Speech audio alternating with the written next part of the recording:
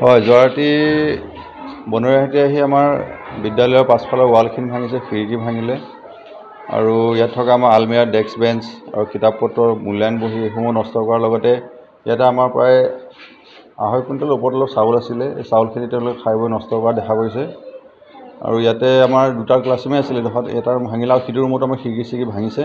গতিকে বহুত ক্ষতিসাধন হৈছে ইয়াতে আমাৰ বিদ্যালয়খনত।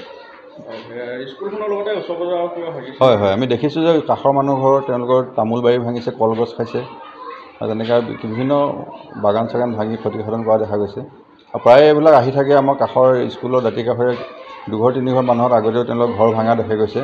গতিকে প্ৰশাসনে এই বিভাগত অলপ উচিত ব্যৱস্থা এটা ল'বৰ কাৰণে মই আহ্বান জনাইছোঁ। ইয়াত এই সমস্যাটোতো হৈয়ে থাকে, হয়, বন্য হাতীৰ ওপৰত চলিয়ে থাকে, এইটো এটা পাৰ্মানেণ্ট সলিউশ্যনৰ কাৰণে কি আহ্বান? এই ক্ষেত্ৰত আমি সমূহ ৰাইজ আৰু আমাৰ বিভিন্ন দল সংগঠনৰ আমি চৰকাৰক বহুবাৰ আমি তেওঁলোকক জনাইছোঁ যে আমাৰ ইয়াতে হাতী আৰু মানুহৰ যিটো সংঘাত, এই সংঘাতটো দূৰ কৰিবৰ কাৰণে আমি এটা স্থায়ী সমাধানটো আমি বিচাৰি আহিছোঁ আৰু আমি ঝাটকা তাঁৰ দিয়ে যদি সেই তাঁৰসমূহ বেছিদিন ইয়াতে দীৰ্ঘস্থায়ী নহয়, সেইকাৰণে আমি স্থায়ী সমাধান বিচাৰি আমি কেইবাবাৰো তেওঁলোকক অনুৰোধ জনাইছোঁ। গতিকে এই ব্যৱস্থাটো সোনকালে কৰি দিলে আমাৰ এই ৰাইজখিনি যথেষ্ট উপকৃত হ'ব বুলি মই ভাবোঁ।